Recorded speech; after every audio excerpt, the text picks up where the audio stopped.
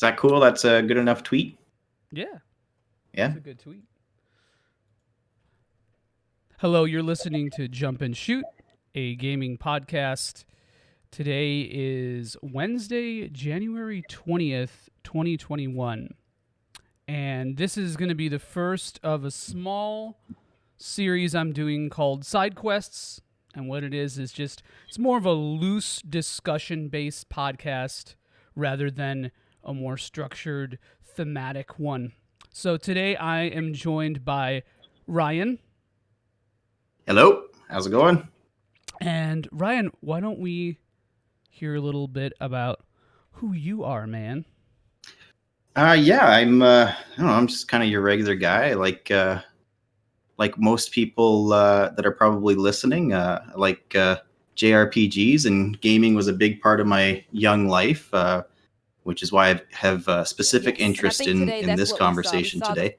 Yeah, and it's good timing because that collection just came out, so I'm about ready to jump back in and revisit these titles for the first time since I'm thinking grade 4. Oh wow! Yeah, wow. So it's it's gonna be good. I have some questions to refresh my memory, and also I really only have a lot of experience with the second game in the series. So the first and third game are somewhat new to me in a lot of ways. So yeah, I think we have a lot to talk about.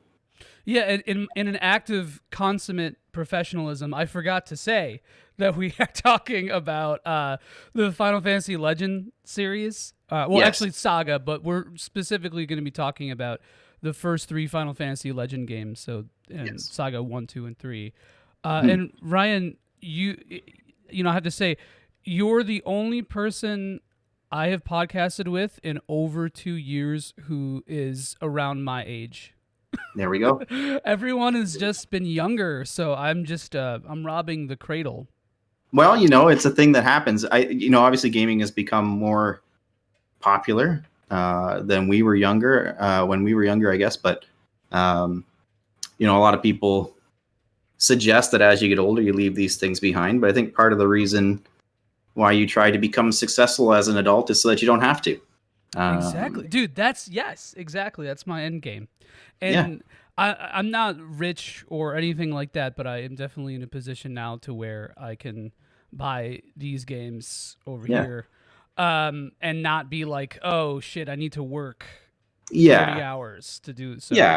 Like there's a balance between paying the utilities and buying a game, right? Like that, and so that's I think that's what it comes down to. Is there though? What if I just go into debt for the rest of my life because I just wanted every SaGa game? I mean, you can do that. I think as long if you go into debt buying a big PC, a big high-end PC, you actually don't have to heat your house because the PC will do that for you. So that's yeah. Well, I put liquid cooling in mine because I'm a loser. No, don't do that. Definitely don't do that. That's actually a really good call. So I lived in a place for like 4 or 5 years that did not have central heat or radiator heat.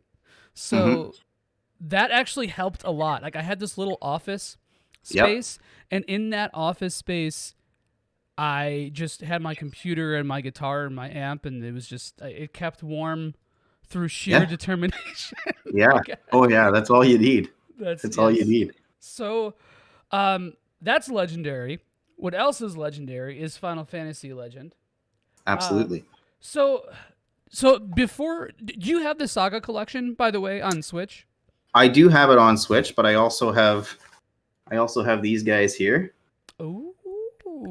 So I did bring them because I think part of what makes these epic, which is funny because they're Game Boy games, and you don't really, you think kind of shorter games, because you have a battery life to worry about and things like that. But these were truly epic, and they come with your maps, and they come with, big, thick instruction books and item lists and all that sort of stuff. And not that was unheard of on Game Boy, but it was uncommon.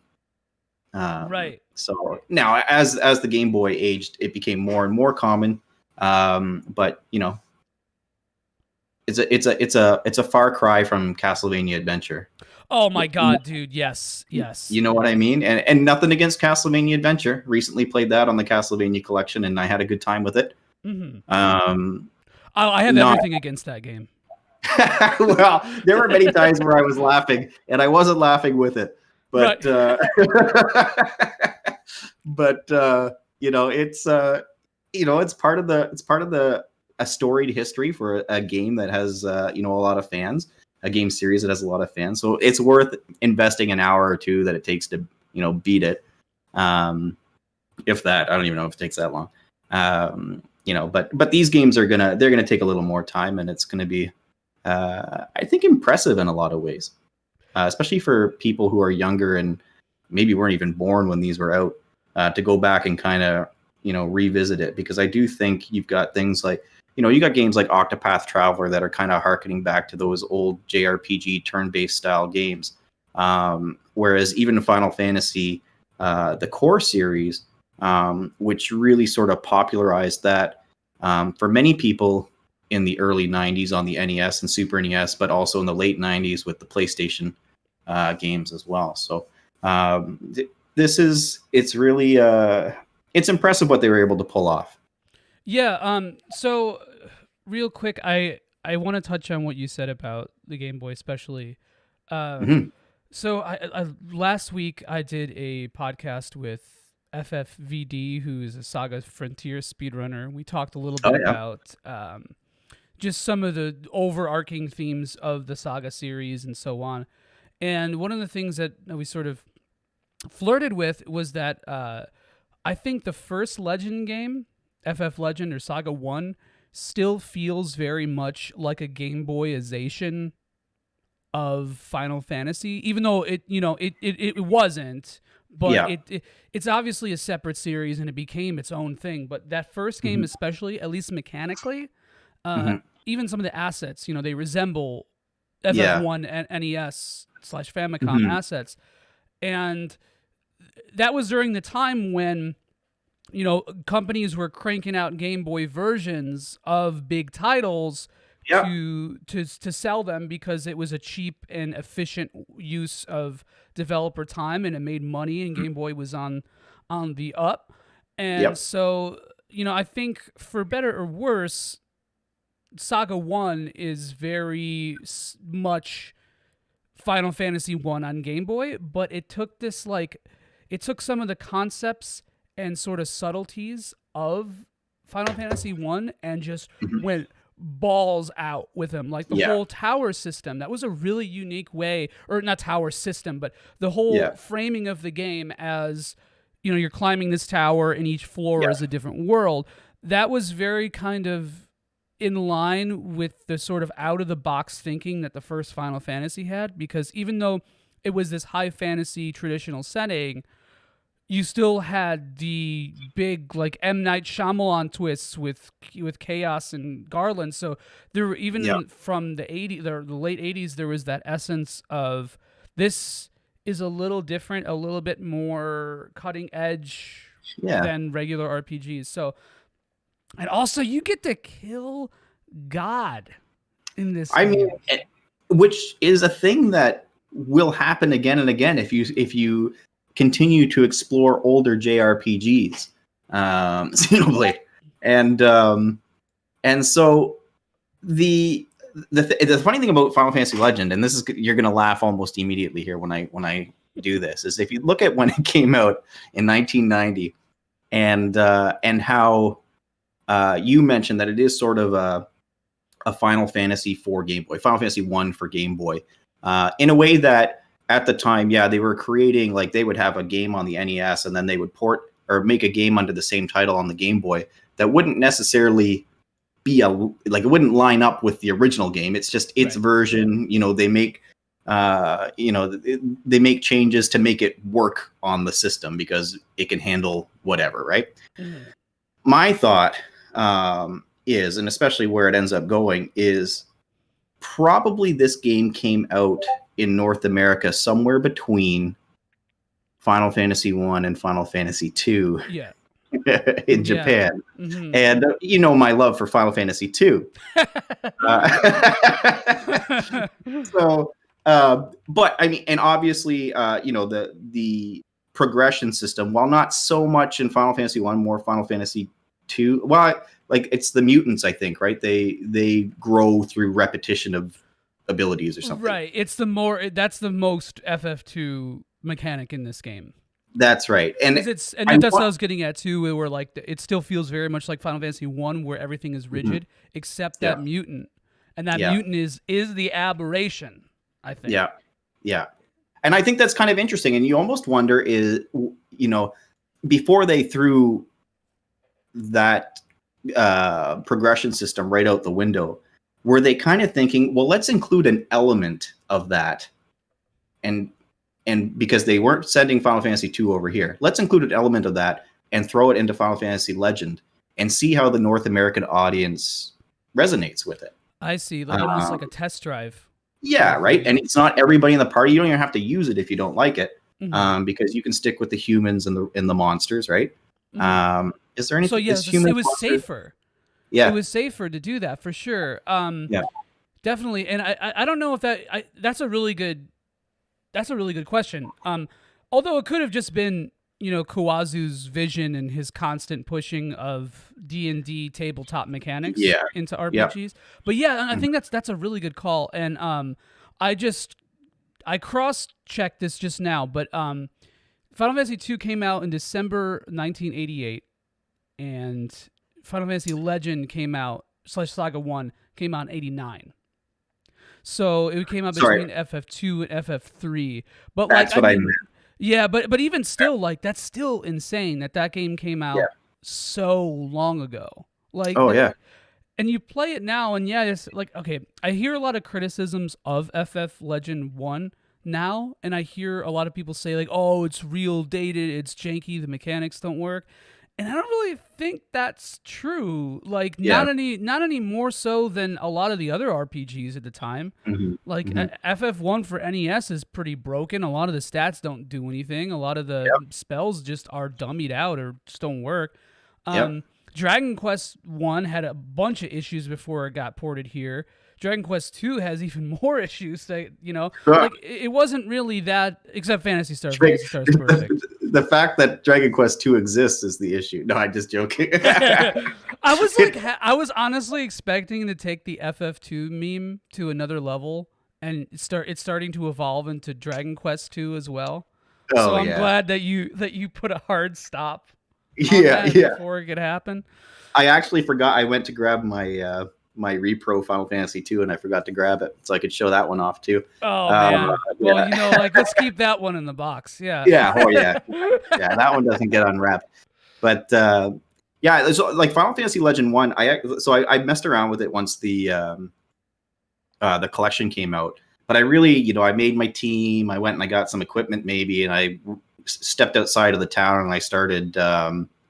You know, fighting, which probably is pointless. I mean, so the humans, and maybe we should go into the progression system for people who aren't familiar with the game. But the way I understand it, and correct me if I'm wrong, and maybe this is good for people who are also just trying to get into it.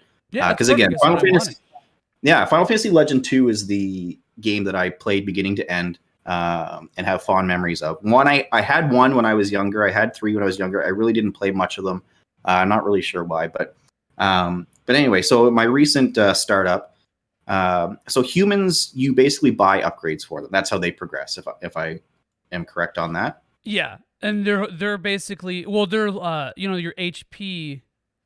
Well, no, you buy potions. Yeah. And so, and then the mutants we kind of tackled. You know, you use things and they will stat up. They don't level up; they get a stat up or something. And does it tell you that their stats went up, or does it just happen? Yeah. Wait. You know what? I feel like it does. I just played through these games and I don't really remember. The only I think it does, but the one thing I know for sure that it does tell you is that if you learn a new spell, so mutants have a chance to learn a spell, and they could learn I think it's 2 spells. But the thing is that it's completely random. It's sort of tied to which monster that you kill. But it's mostly random, basically. So you could have fire and cure, and then all of a sudden you fight a slime, and now you don't have cure. You have like warning, and that can really suck because you can get totally screwed out of spells. And if you have more than one mutant, it becomes a lot of micromanagement. Where between each battle, you're like, oh shit, should I just reset? So you get into this gameplay loop, or at least I do, because I have control issues where I don't want shitty spells. So I save between like every 3 battles because I'm insane. And now this may be something that I read, and perhaps it's incorrect, but you can manipulate your spell menu to reduce the chances of losing certain spells. Is that correct? So that's in Legend 2. Oh, okay. I honestly don't know. This is so funny because I literally just played this game. I even booted it up real fast just to see it again, and nothing to my memory because I'm an old man. But in FF Legend 2, hey, this is a good segue for how this episode will be, where we jump around between the games a little bit. Yeah. But FF Legend 2, the bottom-most spell gets replaced. Okay. So you do have control. It's the same concept. It's a little bit more. It's a little bit easier to understand because it's more tied to the encounters. At least the rate is. So, like one of the bosses early game in FF Legend 2 has a high chance to give you a lot of the best spells in the game, or give your mutant a lot of the best spells in the game after the battle. So, but at the same time, a lot of those spells are only from him or very specific enemies. So you want to like save and like just try to figure out and like roll the dice to see if you get that. But with one, it's like it just could happen in the field. Like it's so that's annoying. all. Yeah. Oh, man. Well, you don't want to lose. You don't want to lose your ability to heal. No, it sucks because there's not a lot of that. There are spell books in these games, but they're very expensive. And if you have humans and mutants in your party, you're already going to be hurting for money because humans, like Ryan said, they level up via potions that you can buy. And the potions, like, they start off incredibly expensive and they slowly start, you get to the point where you can just throw money at the screen and watch your characters become busted. But really fun fact about this. So each stat goes up to 99 in this game. But because of an issue with the code, and like usually numbers in these older games would only go up to 255. Like period. So your stats could actually roll over past 99 on your screen. And you can get up to 255 attack and defense and not HP because you have 999. But like, but at the same time, if you get 255 and then you add another point of strength, that value rolls over to 1. Oh no! So you have to keep. It's kind of like Pokemon-esque, where you're like, if you're old school IV or EV hunting, if you've ever done that, where you have to like sit there and like tally things and like keep track of it. But you could also break the game, and I feel like that's kind of the charm of this game, is that it has. I think that's one of the things that people talk about when they talk about broken mechanics. But that kind of thing, to me, has more charm and doesn't feel as fucked up as just stats not working, like in Final Fantasy 1, which I always bring up. It's a touchstone for me, I guess. Yeah, no, and that's fine. And I agree. And it's funny because Final Fantasy 1, the thief is damn near useless. Like, why would you take him? Except for when he becomes the ninja, he's awesome. You just like ninjas, though. I do love ninjas. I'm not going to lie. But he can start to use all the weapons for the most part. He can use a lot more armor, and he can use fast, which fast is broken. So that's what makes him a good fighter. But you're not devoting everything to buying magic and blah blah blah blah blah. And then there's a ton of spells that just flat out don't work. It's kind of like getting inked or blinded in Final Fantasy VI. Doesn't do anything. Right. So now some people say that the thief in Final Fantasy 1 doesn't have a higher chance to run. But I mean, when I play the game, I definitely think he does. I could be wrong, but it feels like he does, at least in the NES version. It's But been a long yeah, time I since think. I played that version. I couldn't Oh, I attest play it. it. You know what? I feel like honestly, I feel like Final Fantasy One has so much replay value because um, you get to pick your party every time, and every time it can be a little bit different. I think if they did a Final Fantasy One remake and allowed you to use half the job classes from Final Fantasy 3 and 5 to build a Whoa, party, that would be and sick. then gave you the other half for the class change after the Temple of Ordeals, I think that would be Ooh. so replayable. Like you'd be sitting there, Ooh. and you'd be doing, all right, we're gonna do the 4 Geomancer run, like let like stuff like that. So I think that would be a ton of fun. And I think interesting. as you mentioned with Charm and these kind of these broken games, or not broken games, but games that have broken aspects to them, there is a lot of charm to it, and that's why you go back and replay it, and they're still beatable, and that presents a bit of a challenge to have to deal with some of these mechanics that don't quite pan out the way they probably had them planned on paper. And I think that's fun. I don't want new games to be like that. Especially games that are 80, 90 to 100 hours. I don't really have the time to play games like that anymore. But how long do you think Final Fantasy Legend takes? 8? No, it's definitely longer than that. Unless Yeah. you really know it, and it's. I would say each of these games took me anywhere between 10 and 20 hours, something like that. Fair enough. I did use a guide for 2 and 3 because there was a lot of stuff I didn't want to figure out with progression, but I also did not grind in any of these. So it is. Oh no, you know what? I grinded a little bit at the end of FF Legend 1 because I wanted to get broken for God. But I didn't get that. I didn't really grind that much. Maybe like 30 minutes at the most. But yeah, I would say on average, if this is your first time playing and you don't use a guide or whatever, you can get probably 25 hours out of the game, maybe. But going back to what you were saying about each run of FF1 being different, in theory, I think FF Legend also has that because you have four very distinct characters. And I mean, obviously you don't have nearly as many things or many spells or weapons or options, but I think like the way that the characters grow. The only thing is that if you don't know how monsters work in this game, which you have to like sit there with a table, that's a little confusing and obtuse. Yeah. But if you don't know, because it's never really intuitive. Like sometimes, if you eat a dragon meat, you assume that you're going to become a dragon.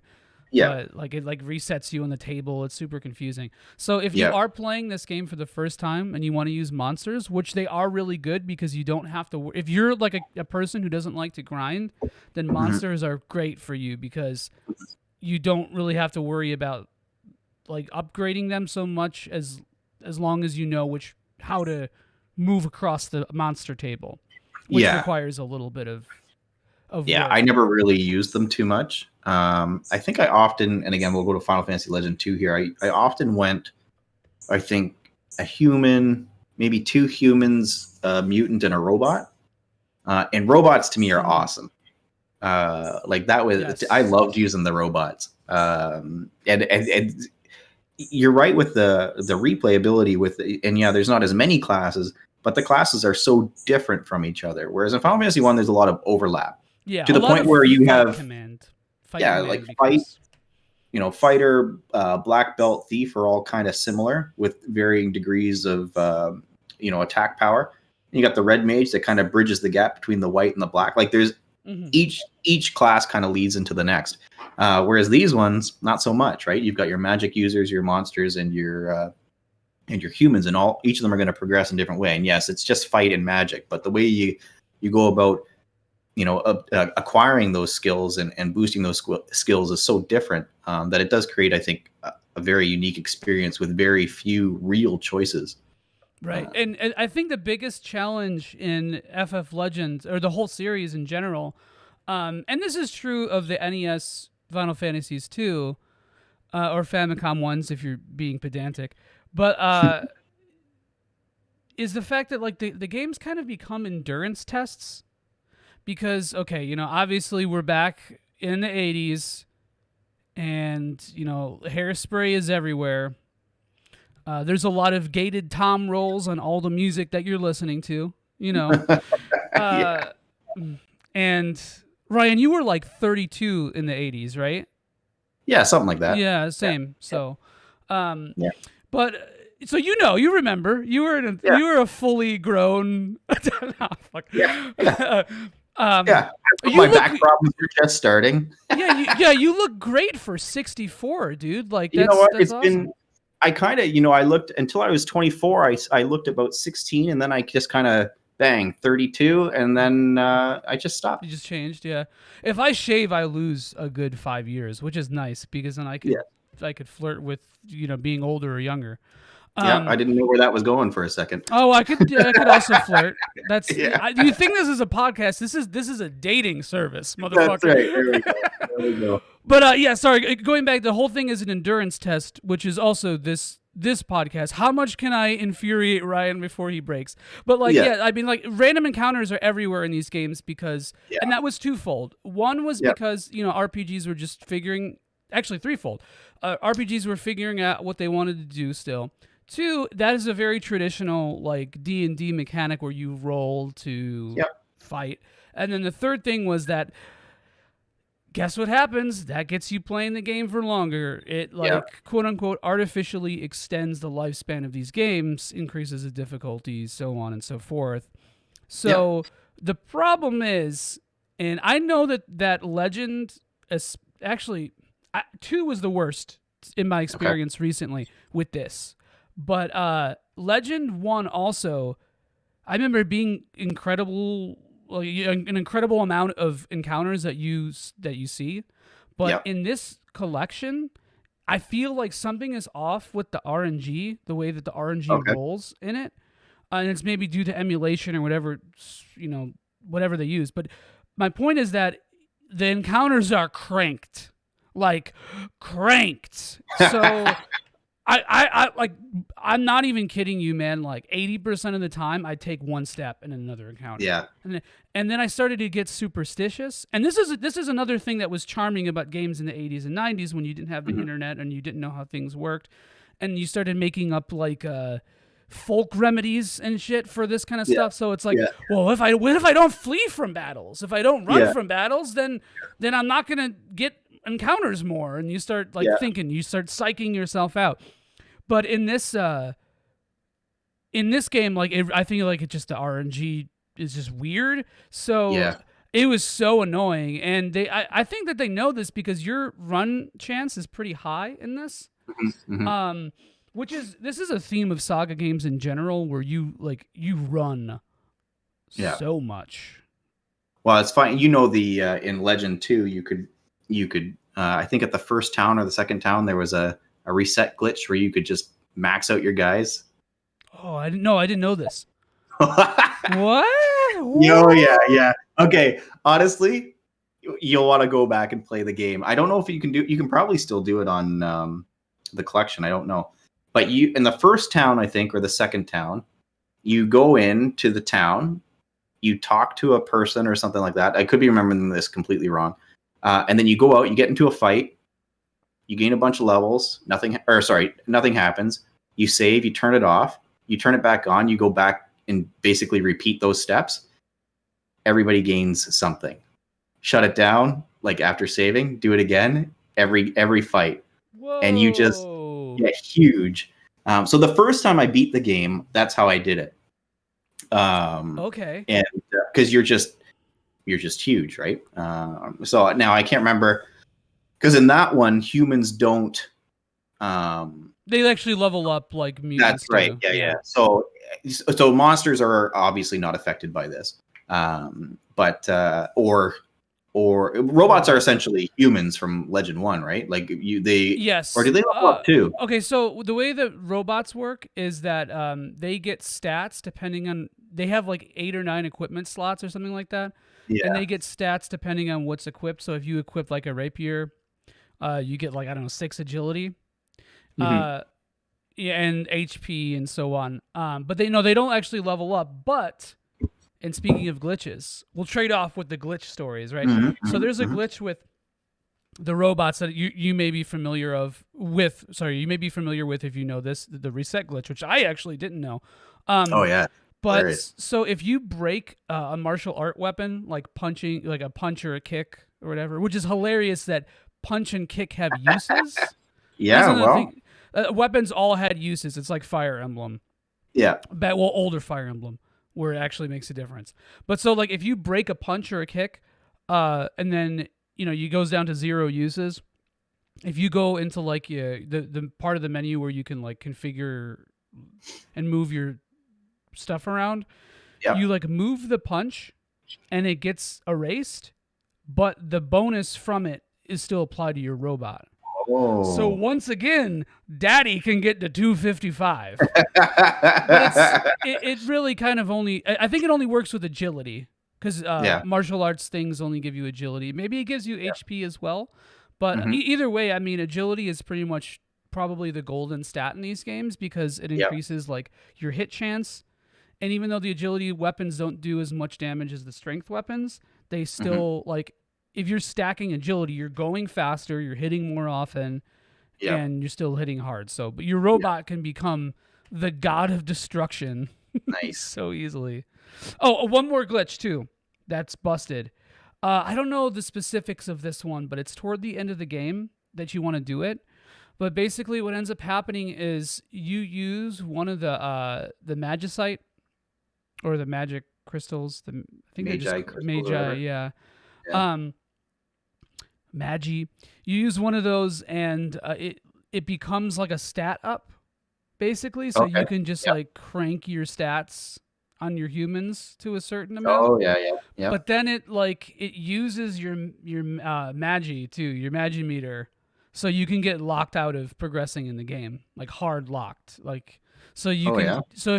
if you do that glitch, you want to do it at the end of the game when you don't have to worry about progressing anymore, Yeah. going through, because there are these doors that gate your progress based on how many magi crystals or Yeah. maggie. You could do a whole podcast on the mispronunciation of Final Fantasy names and Hmm. things as well. Localizations and all that Yeah. good stuff. Yeah. Yeah. Yeah. Well, I think I've always said magi because it makes more sense, but I think like Yeah. phonetically it would be magi. Who But knows? yeah, but either way, yeah. So there's like so many little busted things in FF Legend 2. Hmm. The problem is though is that like okay, so humans and mutants in that game, like they were so humans can get defense ups at the end of battle, and it was supposed to be rare, but due Hmm. to some like programming issue that I couldn't explain, Yeah. the chance becomes even less. So I went the entire game without humans getting any defense ups, and Wow. my mutant got 2 the entire game. So Wow. Yeah. See, oops. these are all things that I don't remember and probably didn't understand when I was first playing them, because again I was 8 or 9 years old. I don't know, Yeah. maybe 10 or 11. But I had a friend who introduced it to me basically, and he's a great guy. I love him to death. But one of those guys that is like super passionate about it, about things, and you must share that passion. Oh yeah. So imagine if I was trying to push Final Fantasy 2 on you every day. Oh, you Kind of don't? like I am. Yeah, I know. Yeah, kind of like I do. But you have to go to school with the guy, and Wait, so I think he, I know him. yeah, He's yeah. Oh, you me. probably do. Yeah, No, I'm joking. I'm yeah. joking. He, but he loved, and I think I was telling you, it's the guy that I was telling you about, that with the Gungnir spear, Okay. uh, Just and super he was obsessed with mythology. just loved it because again he was reading about Norse mythology, or what I think it's Norse, Yeah. and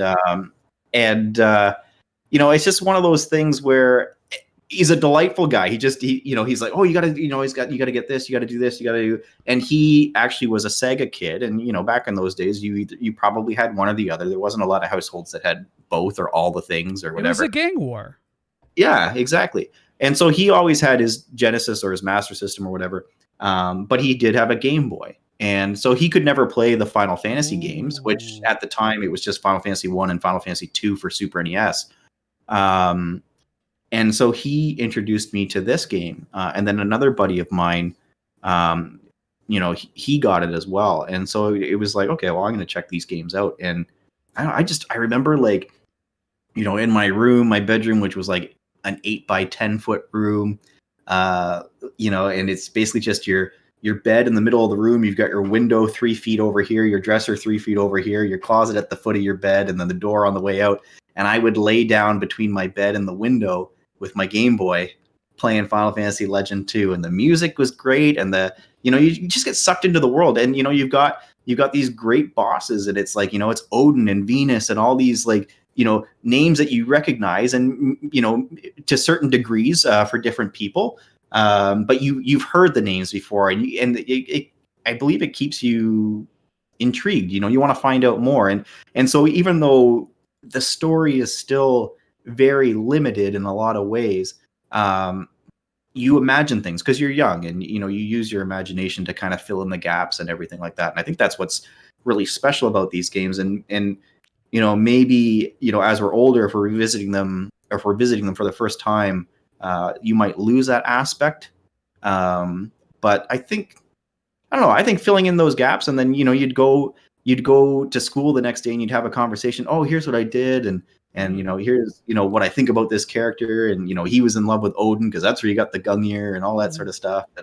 And who knows if that's how, it's funny if I can remember how he pronounced it, and who knows if Gungnir to me seems like that's the way to do it.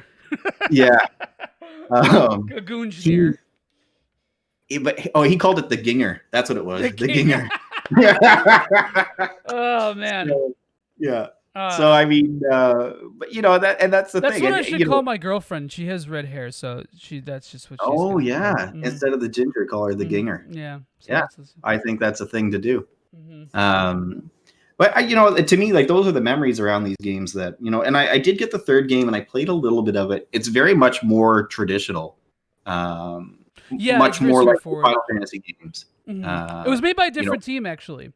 It was made by the team who did Mystic Quest, which I would like to unpack that. But first, I want to go back a little bit to what you said, because it was just it's a heartfelt thing. I think because I'm the kind of dude also who like I have a very specific mentality about how I want to approach games. Mm-hmm.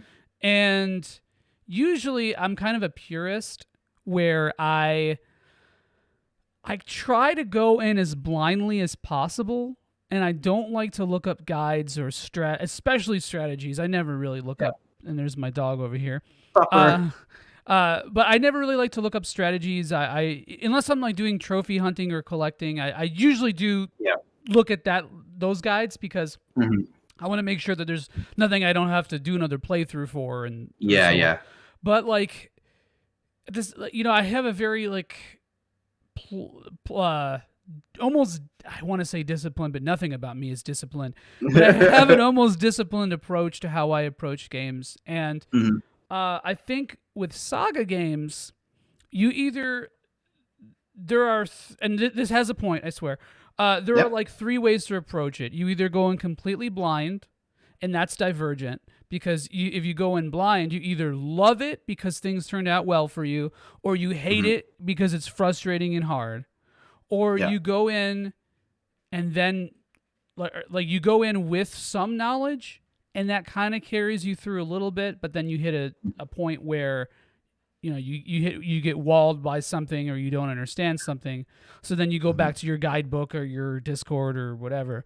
And then the third one is you go in prepared, man. And that's kind of what I do at SaGa. Maybe that makes me like not a real fan. I'm sure somebody is like, well, actually, the whole point of the series is to go into as blindly as possible. Like, you're supposed to lose. Like, you're supposed to feel Johnson. So, and I'm not making fun of anyone. I'm making fun of anyone with a lisp. I mean, that's beyond your control. But like, there is a correlation between that specific type of lisp in somebody who is insufferable. But or insufferable, as I like to say. Yeah, But yeah, but either way, my point there is that like I do go into these things like pretty well versed. And I don't like to look at yeah. spoilers, but I like to learn mechanics. And to me, that is such a deep and engaging way. It's like going into a D&D session Mhm. while after having read the whole handbook. It Yeah, doesn't yeah, feel like cheating in SaGa because the mechanics are so obtuse and poorly yeah. explained, Yep. and I think that's almost intentional. But Wh- but what you were saying about like how the magic of the game and going to school the next day, trying to figure out things on your own and blah blah blah, Yeah. that kind of stuff. Like, where is the balance between going in prepared and kind of like feeling your way through the game and discovering that magic? And it's like I feel like that's the ultimate struggle with JRPGs, is finding that Well, middle ground. yeah, and I agree, and I think back in the day when these games came out, you might get a section of the strategy guide in the Nintendo Power magazine or something, but you wouldn't get the whole thing, right? Right. And typically the Game Boy games didn't get strategy guides, as far as I know. Um, Doesn't the manual have kind of a walkthrough, it does, but like a not the. mini I mean, walkthrough? just a little bit, right? Mm-hmm. And that's fine. But usually it was, talking with your friends, and it's funny because you don't really, at least in my experience, um, and part of it is because you get older, and you're not really going to school and seeing these people and playing the same games. I have a gray hair here somewhere. At this, what's that? I have a gray hair here somewhere. Oh, I've got lots. But to me, it wasn't until like Breath of the Wild where you could talk and say this experience is completely different, and Final Fantasy Legend kind of does that in a way, Yeah. because you're doing things in a completely different way than maybe somebody else did, and because a lot of it is left up to your imaginations, narrative wise, you're feeling a different way. Whereas I feel like Final Fantasy 6, Final Fantasy 4, Final Fantasy 5, essentially it's the same experience for everyone. Yeah, it tells you how to feel in a way. Yeah. Because Yeah. of drama and Mhm. and pacing and whatever. Yeah. Not that doesn't exist even in a game as I guess like bare bones mechanically as this. But yeah, no, I mean like the stage is set. Whereas Final Fantasy Legend and even the older NES games, like a lot of first of all, a lot of the music is just noise channels that are Yeah. programmed to sound like drums.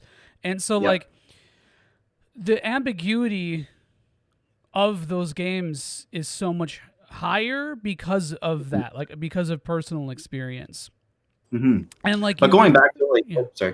No, Continue. go ahead. Continue. No, you're fine. Well, I was going to say, going back to like my level of preparedness, I will be the first to admit that even today, because I haven't played the original Final Fantasy Legend much more than an hour, maybe or two, um, the game intimidates me. Yeah, and I feel that. I would say to anyone listening, if the game intimidates you, I think that's very normal. Because again, there is a lot of ambiguity with the game, and you don't really know how things are progressing if you're doing things correctly.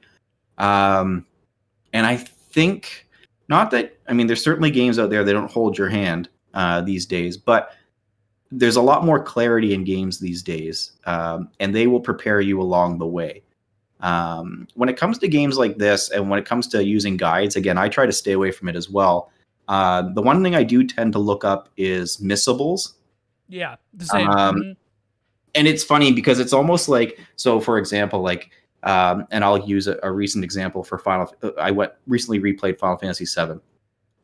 So there's a few things like I want all the summons, I want all the enemy skills, and I want well, that's probably it. Those are the two things that are important to me. Missing characters drives me nuts. I will buy every fighting game DLC because I do not want somebody missing from my roster. Yes, Yeah. same. So, I hate yeah. it. I don't like, even if I never play that character, it feels wrong. Yeah. And Exactly. like at the same time, I get in that mindset of like, this is bullshit capitalism and blah blah blah. Yeah. It's so then I just buy everything. Yeah. Well, and I don't normally buy DLC, to be honest, because I seldom get to it. Like I bought the DLC for. We'll go back to Breath of the Wild for a second. I bought the DLC for that, didn't play it, and that's typically what happens. So, but fighting games, I want to have all the fighters, and I don't want to miss. So, like in games like Final Fantasy, I don't want to miss out on the summons or the personalities, and I don't want to miss the spells. I don't want to miss the lores in Final Fantasy VI. I did have a save file where I had all the rages. Oh yeah, that took forever. Yeah, so those are things that I like to collect, but there's other stuff that I don't necessarily care about, right? But it's just those are the things that I want. So I don't normally use a guide outside of that. Outside of missables. Now, if I'm replaying a game, there's certain parts that suck, and I'm using the guide. I beat this game. I beat it already 20 years ago. You earned it. You unlocked the guide potential. That's right. So that to me is, that's about the level of preparedness I go to. The other times I will use a guide is if I'm playing a game and I'm just not enjoying it, but I feel the need to get through it. Yes, I feel that. Yeah. So because I don't like to progress to the next, even though the only game out of this series I played was Final Fantasy 2, that was more of by the time Final Fantasy Legend 2 came out, it was tough to find Final Fantasy Legend. We didn't have a ton of money. Yeah. It was, you just kind of got what you got back in those days. And they made another version of it. They repressed it around 1996 or 7, I believe. Oh, Final yeah? Fantasy Legend 1, yeah. Sunsoft did another repressing of it. I don't know which one you have. If you have the original, that's what I have the original here. And it looks the same. Oh, wait, no, that... Oh, yeah, that's the original. Yeah, okay, awesome. Nice. Mm-hmm. Now, Final Fantasy 3 is Sunsoft, or Legend 3. But, it's just one of those things where, back in those played what you got. Now I don't like to progress to, later games in the series if I haven't beat, the other one. My Dragon Quest experience is all over the place. I've played 1, I've played 2. I didn't play 3, which a lot of people think is the best. I played 4, I played 5. I played a little bit of 6. I played 7. I'm about halfway through 8. Haven't played 9. Haven't played 10. Most people haven't. Yeah. Haven't played 11. And I want to play 11. It's sitting on the shelf. But I gotta play 8. I gotta finish it. I really enjoy 8, but I'm always like, oh, it's gonna be work to play that game tonight. You know what I mean? And I get kind of the same vibe with Final Fantasy Legend. But that's more based around the intimidation I feel about trying to grasp what I have to do next. It's very old school. Yeah. That's very much a thing for RPGs back in those days. Dragon Quest 1 is a prime example. Though it's because of the length of that game and the simplicity of the progression and everything like that, like you can, if you're struggling with something, you can just grind for 4 hours and then you'll walk right through it. Mm-hmm. And that's similar of Legend as well, all 3 Legends. But yeah, I do want to touch on something that you said there where the intimidation factor of it, right? So one thing about these games that I think a lot of people forget is that remember that these were games designed for a handheld system during a time when we didn't fully understand handheld gaming. Mm-hmm. And it was still burgeoning. So a lot of these games, especially the Legend games, were designed with the intent that you pick it up and you play it for 2 to 20 minutes. You know? So a lot of the game design is implicit with that. Like, it's like that's why there's so many random encounters. That's why the world is open and kind of like it's not as big as the other NES Final Fantasies, not just because of logistics, but because like you don't want to feel too lost. Yeah. And when the game starts becoming frustrating where you get stuck or you don't know how to progress, there's the push and pull factors with that game design of being designed to play for in small bursts of time. It's almost countervail to progression. Because, Yeah. like you said, you can easily just put it down. You could put it down for 15 minutes and fucking forget where to go. Yeah. And it's like you were saying. It seemed like you lay in bed at night or on the couch and like you turn on your Game Boy or your collection or Yep. whatever, and then you fire it up and you're ready to go through the game. You're like, whoa, shit, where do I go now? And then you kind of like wander around a little bit and then get lost. And then I think that's kind of bad, because then what ends up happening is then you get frustrated with it, and then you end up forgetting and just putting it down indefinitely. And I think that was one of the struggles that Kawazu and Square and video games in general dealt with during the 80s, the late 80s especially, where how do you design a Game Boy game that feels like a full game, that's designed to be picked up and played in small bursts, but also enjoyed, in long term, you don't get stuck. And I don't really think that happened until Pokemon. Yeah, no, I agree. Actually, that's a great point. Yeah, and what was that? 1995. 95 in Japan. I forgot what year in America. I almost want to say 98. Yeah, that makes sense. Yeah, that makes sense. And Pokemon took the world by storm in a way that I'm sure they wanted Final Fantasy Legend to, and that's almost exactly why they likely used the name Final Fantasy, because they tried to capture that. Now, I don't even think they thought Pokemon would be they probably knew it would be a success, but not like it's been. I mean, we're sitting here, I don't know, nearly 30 years later. You know what I mean? Like, so they harnessed it. 96, sorry, it was 96 in Japan, and 98 in America.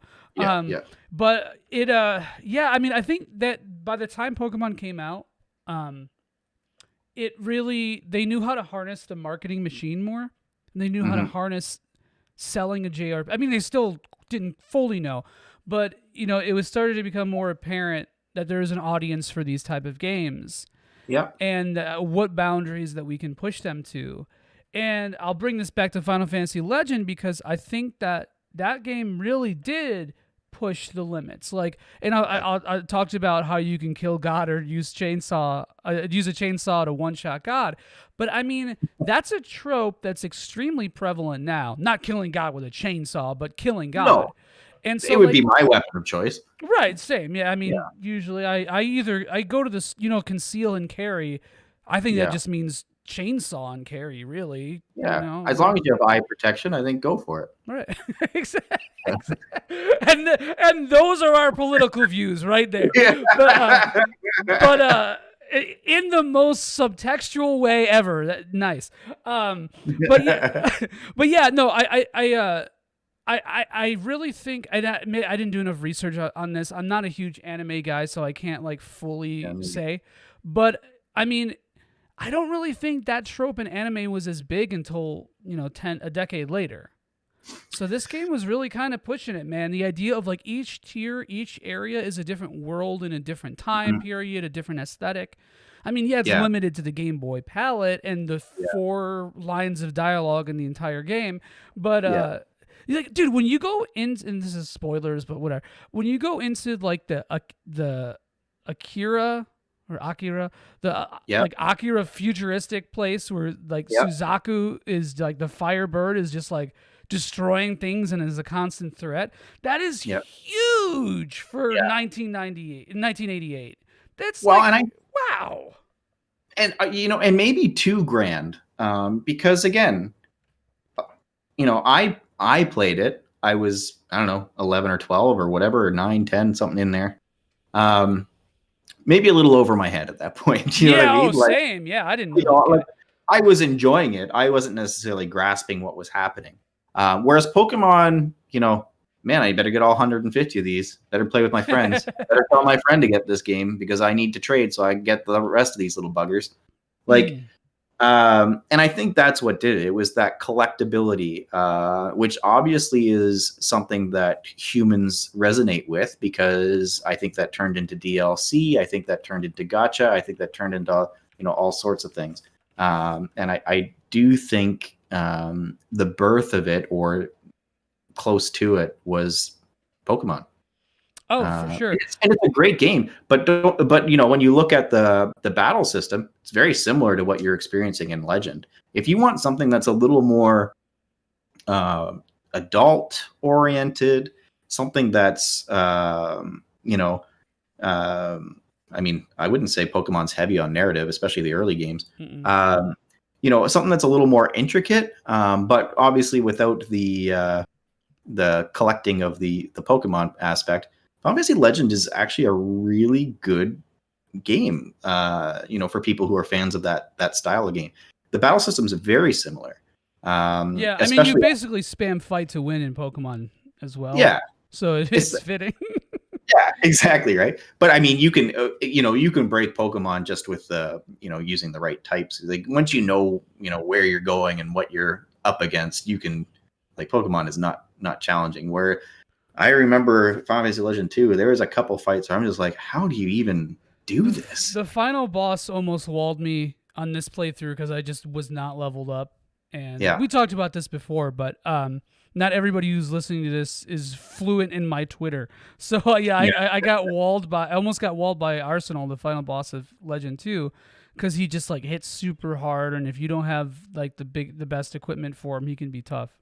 But one thing that I think I just thought was interesting now is that, so like Pokemon kind of fixed a lot of the sins of the father, because the concept of learning magic kind of semi-randomly is applied in Pokemon, where there's no clear thing in the game that says you're going to learn Growl at level 33, or and there's some cryptic information with that, where it's like how like Raichu doesn't learn any moves after a certain level, but Pikachu continues to learn moves. So the game never tells you like which moves, but it hints that that's a thing. So like there is a level of sort of a crypticness to that, but also like as you level up, like part of the magic is stumbling upon new moves. And so it's the same kind of concept as the mutant, just way more refined, where you get to choose which one of the 4 ones that you replace. But you don't necessarily know if that move is going to be useful. So I think it's just like a refinement of that same mechanic or formula in a way. Yeah, absolutely. I'm just going to check my tweet and see if anybody asked a question here. I don't think anyone did, because we're just all knowing. You know? So we don't know. Well, we're pretty much tackling everything anyway. Everything ever. I mean, we talked about God. We talked about guns. Shit, there was something else that I wanted. The concept of stumbling on things. That's something that definitely gets lost in games nowadays, that I think that these games have a huge amount of. Like the idea, like you can't really go into, if you put a lot of effort into losing yourself in FF Legend, which is hard because there are tons of random encounters, it gets grating, but if you are willing to put in that time and that effort, I think these games will absolutely surprise you with how much depth there is to them for their time. And I don't really remember. Like, I remember there being a lot of random encounters, but not to the point where I felt annoyed all the time. Dragon Quest II is a bloody nightmare, because the world is so huge, and to get anywhere just takes forever. At least these areas are a little smaller. You can traverse, and if you go around the wrong corner, back, you know what I mean? Like, it's there's going to be 11 fights in those 12 squares, but it's still only 12 squares, right? As opposed to 370. Exactly. For sure. And the fights don't last long, especially with the collection version, because you have the speed up. Which, by the way, I still think the ideal way to play these games is the collection. Yes. Because it didn't really change anything substantial. Like, maybe there is something with the RNG. I'm sure speedrunners could speak more to that. Yeah. Anything else? and I think there's a few text differences. They changed a few. Yeah, some kind of strange choices. I remember being kind of like, that's weird, but whatever. Yeah, It doesn't I really didn't affect actually. me. I haven't progressed enough to actually see any of them yet, but yeah, I mean, that's if Mother 3 ever gets ported, they're gonna make some changes, right? Bless. Yeah, I'm not a big Earthbound fan, but um, we can discuss that We'll another fight time, I about guess. that later. Yeah. um, but like much like many people feel these games need to be updated from a gameplay perspective, or may feel that way. There's other updates that may need to be made as well. I do enjoy the experience on Game Boy. I think there's something about it. I think the Switch does a pretty good job of somewhat emulating that, and especially if you do the handheld mode, I think you can turn it on its side. Yeah, and you could play it with the Yeah. touchscreen, which is awful, but it's Is cool it? that it's a. Yeah, I don't like touchscreen controls, but that's just Okay. me. But Yeah. yeah, you No, can you can actually press the screen like it is, like an yeah. A button, which is Yeah. and it feels good for what it is. I just And now, can you personally do it can't. with the one Joy-Con on the bottom and do it like that? Might be a little Uh top heavy, but no, I don't think so. No, no? maybe though. Maybe there's some way to configure it where you can play with Yeah. one Joy-Con and but Yeah. not like natively to the game. It's not like an option in it. Yeah. So you'd have to like finagle your way through like setting up just one. That's a Yeah. good call. That would be Well, so funny. I don't know. I don't Yeah. know. You know what? It's probably a little too top heavy to really do that comfortably, at least for an extended period of time. Unless you My have thought, that Hori pad. Have you seen this? I have it on my Switch. It's like the Hori pad is like this big. It's this wide for each Joy-Con. oh yeah. It's The one that huge. came with what did it come with? Damon Ex Machina? Oh, maybe it did. Maybe it's When a it first similar came one. out, you can buy it separately, but when it first came out, I think it was like a bundle. They didn't come in a box or anything like that, but it was like, if you buy this, you get like $10 off this thing or whatever, something like that. At least they did that up here. I think, to me, I really like that the collection came out because they're obviously pushing the series a little bit, with the remakes of SaGa 2, Romancing SaGa 2 and Romancing SaGa 3. And one of my questions will be about Romancing SaGa. Because, again, as I mentioned earlier, I like to play games in a series successively. And so once I get through this, I really want to play Romancing SaGa 1, but it's Do you want not to play here the yet. the Famicom version or so I know that you especially you like playing the OG versions of games. I feel like Yeah. you're a little bit more of a purist on that than I tend to be. Mhm. Like, but would you? So, because yeah, that game is kind of busted in a lot of ways. Well, and I heard the PlayStation version fixes that Mm-hmm. to an extent. And I mean, I didn't get a PlayStation until Final Fantasy 9 came out. Oh wow. So I was a late adopter.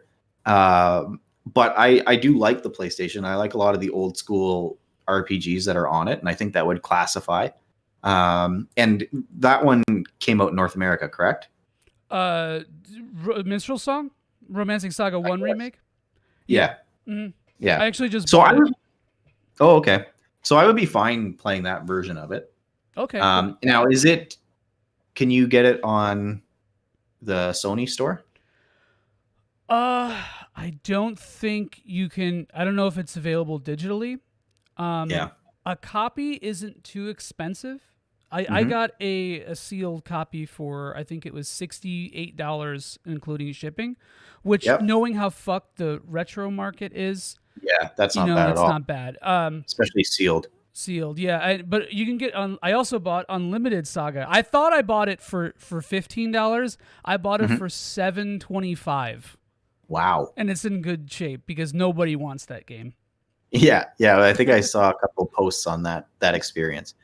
And now is that like a mainline series, or is that more of a spin-off? No, it's so SaGa kind of like the titles, the subtitles for the games, or just the titles in general, they're not like a separate series. They're just like that new morphology of SaGa. So like SaGa 1 and 2 and 3 are just SaGa. No, it's got a subtitle. I don't know how to say it in Japanese. I'm not even gonna try. Yeah. But they're Yeah. basically, for all intents and purposes, just saga. And then Romancing Saga was called that because it's supposed to be more like classically romantic, like castles and high Yeah. Yeah. fantasy. And then after that was Saga Frontier because I don't know, like new settings. It's Yeah. more of a sci-fi. And then, but yet Saga Frontier 2 is back to high fantasy. So it was probably just. It's probably just cheaper, or not cheaper, but it probably makes more sense from a marketing perspective just to Yeah. call it Frontier 2. And then Yeah. Unlimited Saga was the next evolution of it, which, that's a loaded subject. And then, Yeah. and then, Well, and I think yeah. well, I think they're trying to breathe life into the series with these. Obviously Definitely. the Switch is insanely popular right now. People are going back and purchasing games they've purchased 10 times already on the thing. So what great, it's a great opportunity to, get people playing these games again, especially when, there's also, with the indie scene, there's a lot of retro themed games coming out that people are enjoying. So it's the perfect time to, jump into this series. And I think if it does well, you have to think a Romancing Saga is on the way Yeah. in Yeah. some capacity. Yeah. And hopefully is it Minstrel Song you said? Yeah. That's the Yeah. the remake. Hopefully that's the version that makes the cut. But I'm very curious because again, and I got Romancing Saga 2 and 3 on the Switch. Again, I'm very intimidated to play it. Oh man, so I have a proposition for you. And this Mhm. is, and it's not of a sexual orientation or of a sexual nature, but maybe Romancing Saga is Yeah. sexual. Yeah. Um, Yeah. depending on how you define the word. Would you be interested in going through the series and maybe doing podcast episodes, or maybe not, it doesn't have to be like serious, or maybe just something like this for each Yep. game? How does that? I mean, I sound? could. Would it be something that I do along the way game or? Sorry, you cut out for a sec. Oh, would it be something that I do kind of like while playing the game? Not actually while playing it, but like throughout the game, Yeah, or yeah. something that I do at the end, or That's up to you. Maybe we could change it up. We could do like maybe like whatever you. How about this? Whenever you feel like talking about the game, whenever you feel comfortable with it, whether it be when you beat it, because you're a big strong guy. I've seen you plow through these games. You can do it. You don't really on give occasion. up. On occasion, I don't talk to me about Dragon Quest 8 because I basically bought that game. I mean, I always like Dragon Quest, but I bought it for the Final Fantasy 12 demo. Oh yeah, I think a lot of people did. Yeah. And then I played it on PlayStation 2. I got to the part where I think you kill Dual Magus, or at least Oh yeah. where you think you kill him, Mhm. potentially, if that happens.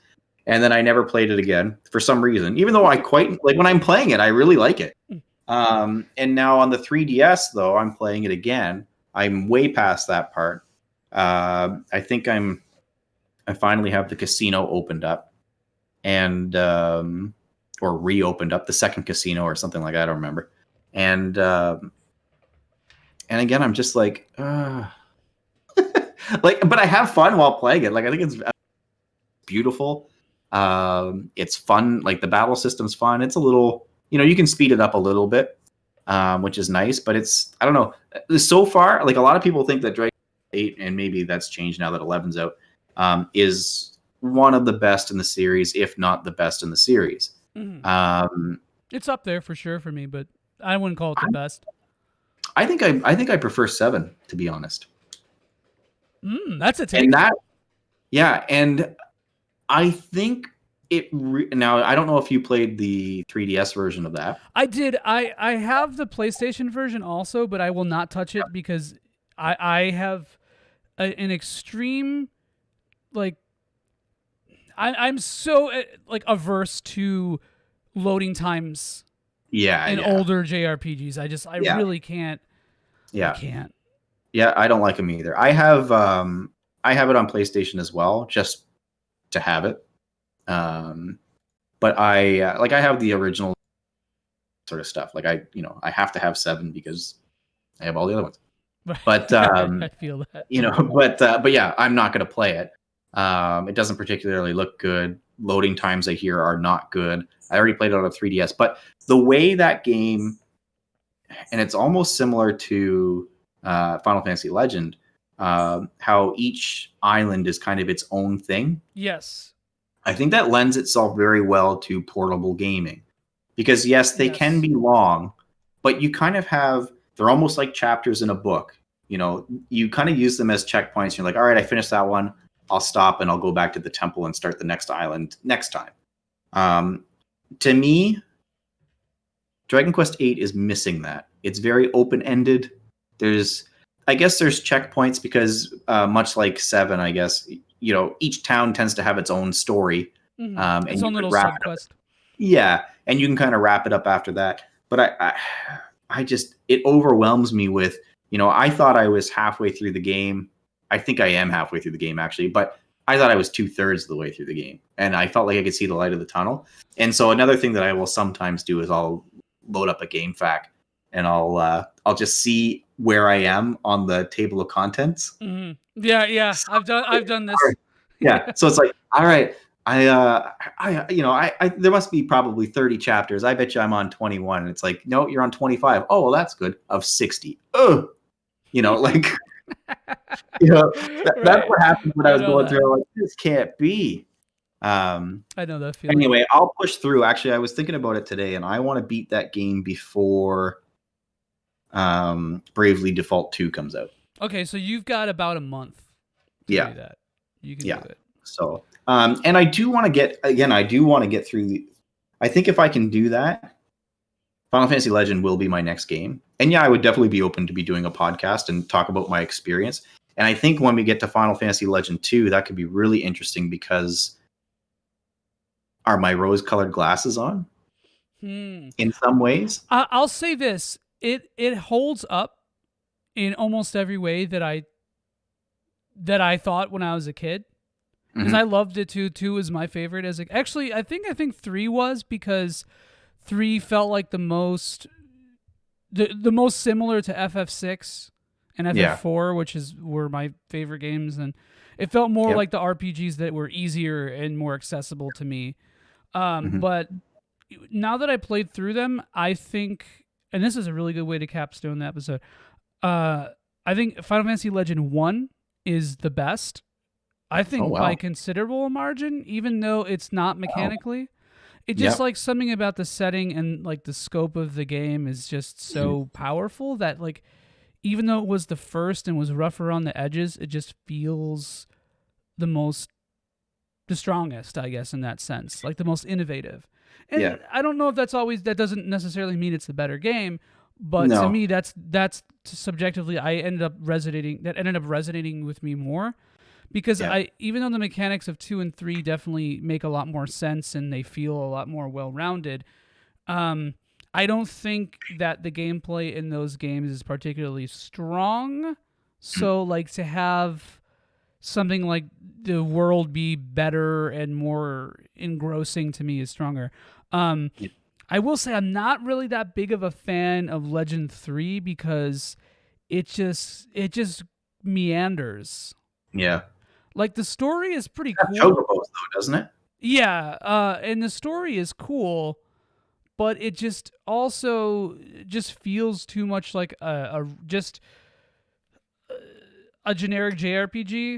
Yeah. And you definitely see the Mystic Quest team, and you see a lot of Mystic Quest in it. So that's great for me. Love Mystic Quest. I like Mystic Quest too. I don't think it's awful. I just don't think it should have been called Final Fantasy, you know. But yet, that being said, even though SaGa was a different series, I don't really.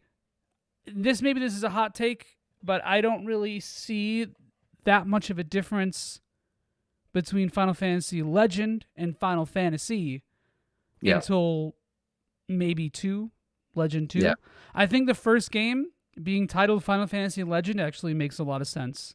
Yeah. And it was a capitalistic reason because they did want it to sell, and it was spiritually similar, but it was also very typical for, you know, the NES and Game Boy relationship, like we kind of touched on before. Like, you know, it was always the same series, but it could definitely be a very different experience on the Game Boy, and sometimes that was because of hardware limitations, and sometimes just because maybe they wanted to provide a different experience.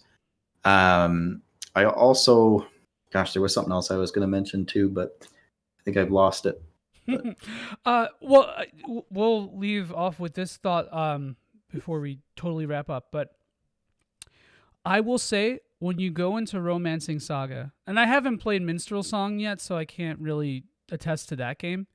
I played a little bit out of order. I played Romancing Saga. I did Legend 1, 2, 3, Romancing Saga 3, and then I did Scarlet Grace, and now I'm doing RS2.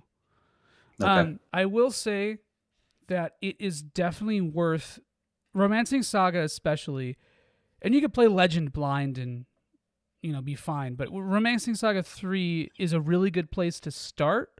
Yeah. And I would really recommend either seeking advice from somebody or reading a guide.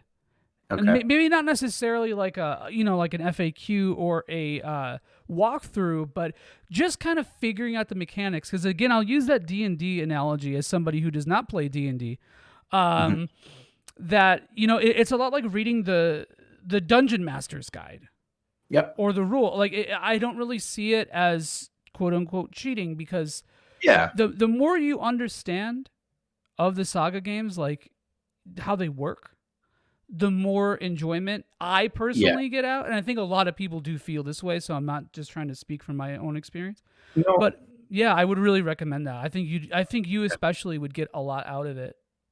Well, so a funny thing, I'll just tell a little story, and it goes back to again, probably grade 4. Final Fantasy 6 wasn't out yet, but I played Final Fantasy 4, loved it, thought it was great, and there was a very, I don't know, there was an article in the back of a Nintendo Power, and I had brought this Nintendo Power to school because I was really cool. And my friend and I were. Same thing. I used to read them at recess. Yeah, for sure, right? And so I was sitting with my buddy, the guy who played too, and it was one of those things. I think he always wanted to play Final Fantasy 4, but never really got that chance because again, he didn't have a Super Nintendo, and we were dying to hear anything about Final Fantasy 3. Which again, we knew them as Final Fantasy 1, 2, and eventually 3 back in those days. And there was a picture in the back of a Nintendo Power, and it was of Romancing Saga 2 or 3. But they didn't really name the game. They just said a Squaresoft or something, RPG in Japan, blah, blah, blah, blah, blah. And they never really said whether it was coming over. And they had a picture of a fight scene.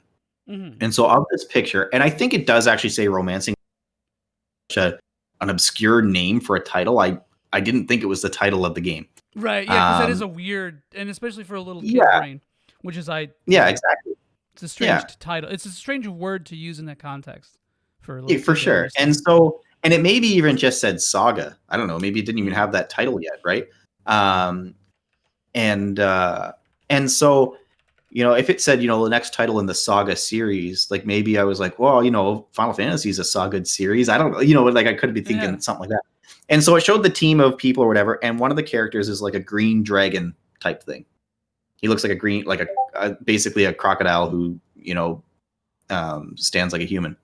And I was like, is this Final Fantasy? Because the setup is very similar. I'm like, is that Cain? Like, did he become a dragon? Like, so my like little brain is like, oh my god, like Final Fantasy 3 is coming, and me and my buddy are like, this dragon. It's a sequel. Yeah, I think he's a dragon. I don't know what he is, but I think that's probably from RS2 then, because they're the only thing. It probably is, because it would have been 1991.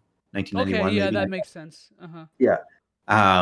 Anyway, so I'm sitting there like, this is amazing. Like, I can't wait for this game to finally come out. I can't believe we're actually seeing a picture. And of course, the next game we would get was Mystic Quest, which again, when they talked about that game, I thought was Final Fantasy 3. And as much as I enjoyed Mystic Quest, I was like, this is Final Fantasy 3. Right. Right. But by the time it had actually come out, they were pretty clear on the fact that it was not. But yeah, that was kind of my my feeling on it, and it certainly scratched that itch for me. But yeah, I was, and so now I'm super excited to play the SaGa series because I finally get to play that game that totally turned my grade 4 world upside down. I'm excited to play Final Fantasy Legend 2. Final Fantasy Adventure was another game on the Game Boy that I just freaking loved, even to this day. It's good. It's I really good. play the hell out of that game. So I think I had a similar experience with Romancing Saga 3. I think I saw photos of it online, like when I first got a computer around 2000. Yeah. And I remember being like, oh, that looks like all the games I loved growing up. And I'm still growing up because I wasn't that old then. And so it's always kind of been a game I had wanted to play but never did. All right, last thing before we wrap up. Yep. When did you figure out that Final Fantasy Legend was the SaGa series? I would have to think it would have been the late 90s. So now, so long after. Oh yeah. I had no idea when. Did you play Frontier? No, because Frontier was PlayStation as well, right? Right, and you didn't get it till FF9. So yeah, that was like and I never got into those. 2000? Like for me, my PlayStation was basically a Final Fantasy and Gran Turismo machine. That was basically all that's all I bought on them. And there was a few games outside of that I got. But really, that's all I ever. And people are going to probably hate me for that. But I played a lot of PlayStation 2. Like I diverged a little bit after that. But I was, we grew up with Nintendo. We had Super Nintendo. We got a Nintendo 64. So I didn't really get a PlayStation until I was working, and it was late before I could get it. I remember I I went and got a PlayStation and Final Fantasy 9 when Final Fantasy 9 came out. Then I called in sick. I called my grandma and told her that I was sick, and she picked me up from school. And it took me home, and I set it up and played it. And actually, it was the little PS1. It was the small one. And that's when I got a PlayStation. And then I eventually got the other Final Fantasy games, and I got Gran Turismo 2. And I don't really remember if I probably got a couple of the Resident Evil games later on. But that was all I really used it for. It wasn't until PlayStation 2 that I really started playing PlayStation games. So yeah, I didn't really get into that series. And it would have probably been through researching Final Fantasy V. So maybe it wasn't quite, maybe like 97. Okay. Final Fantasy V, when they started doing the fan translations. And Final Fantasy 3, I was probably researching, what titles were what, and the 1, 2, 3 actually being 1, 4, 6, and it probably took me down that path to Final Fantasy Legend actually being SaGa. Okay, yeah, I want to say that may have been the same for me, but like I feel like maybe I remember hearing that Frontier was also part of the Legend, was like Final Fantasy Legend sequel or whatever. We never, even though technically it would be Romancing Saga, but in the US. So I definitely didn't figure that out until much later in life also, unfortunately. But I loved Frontier when it came out, so it was always there spiritually for me. So well, shit. Sorry to just cut this abruptly. No worries. Ryan, thank you for coming on here, man. I always love chatting with you. You're a great guy, so thank you for indulging me.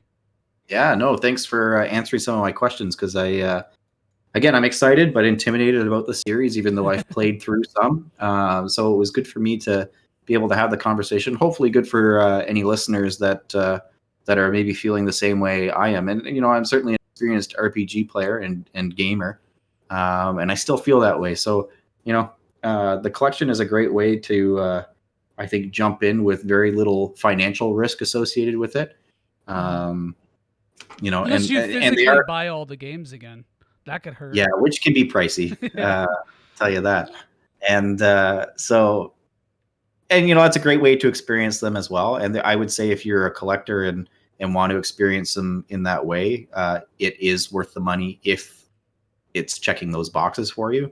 Otherwise, I think you got to go with the collection. But yeah, for sure. I would say that the best way to play all these games is to play them the remastered versions, and I'm really curious to see how the Frontier remaster ends up being, and what's beyond that. If there's going to be a Frontier 2, Yeah. if there's going to be SaGa Frontera, and again, Rick Bayless is directing that one. We may. I would really like to see Minstrel Song 2. Minstrel Song not Minstrel Song the number 2, but all as well. Yeah. As well, yeah. As well. And one last thing to anyone who's listening, if you could find that Nintendo Power that Ryan was mentioning, I would love to see. That's so interesting to me because, like, I probably saw the same photo because I used to read it all the time. And yeah. Well, I remember they used to have that Nintendo Power for like a week database where somebody had scanned them all, and then Nintendo took it down. Of course they did, because they fucking hate their fans. I know. Like, you know what they should do? They should freaking. You want to add some value to the Nintendo Online service? Give your subscribers access to that. Yeah, done. I would just charge me for it. Then I don't care. Yeah, or just include it. Like it's $20 a year or whatever it is. And $20 a year is it's fine. But you're not getting a whole lot, really. I certainly don't think you're being ripped off for $20 a year. But that's something they could add to the service, and you could scroll through it on the Switch. You could log into the My Nintendo site or whatever. You could even give people coins for reading the magazines, because that's a thing that they do, right? Right. Yeah, exactly. Nintendo just hates actually listening to people. They just want to make their own decisions. That's why they don't have voice chat. Yeah. Well. Hey, this is a funny thing, but it's okay. So they tell you that if you're having issues with connectivity issues with the Switch, like your controller desyncing or like losing connection locally, to turn off all electronic devices around it, but yet they force you to use a phone for voice chat. Yeah. So go fuck yourself, Nintendo. Literally. Dude. Oh, don't get me started. But yeah, thanks again to everybody for listening, and Ryan, again, thanks again for coming on. Real quick, dude, where can we find you on the internet? So I'm on Twitter, and I think it's at Red Sloon Ninja, which is a reference to the Ninja Gaiden intro. So that's at Red, just like the color, Sloon, SLEWN, which is a play on Slain. I made that word up. Ninja. So Red Sloon Ninja. And then I just started streaming again. Now that I finally got a decent computer, I did try a little bit. So right now I am streaming Final Fantasy VI. I am just before the floating continent. So if you want to stop by, that is at ShyRyGaming. So ShyRyGuy Gaming. And I'm trying to do that. I might stream tonight. I'm trying to basically do that on Mondays and Wednesdays around 9:30 Eastern. Awesome. And Ryan will be streaming the SaGa games shortly. Yeah, you know what? Actually, that might not be a bad idea. A really interesting viewer game. I think you'd have a lot of cool dynamics with people telling you what to do, and that's good. It'll be like living at home again. Exactly. Yeah. Yeah. Exactly. Yeah. Again, thanks, man, for coming on. You could always find us on Twitter at twitter.com/podcastjump. We are on Spotify, SoundCloud, Apple Podcasts, Google Podcasts, YouTube, and I think that's about it. OnlyFans? No, I'm kidding. Maybe one day. And one day. And last reveal, Ryan, here, I've been hiding this from you the whole time. That slime. The slime. Yeah. I freaking love that. He's been hiding. He is the best. Best RPG icon in my opinion. Well, Black Mage VV is up there too, but it's hard to say. Again, thanks for listening, guys, and maybe we'll do this again sometime. Yep. Awesome.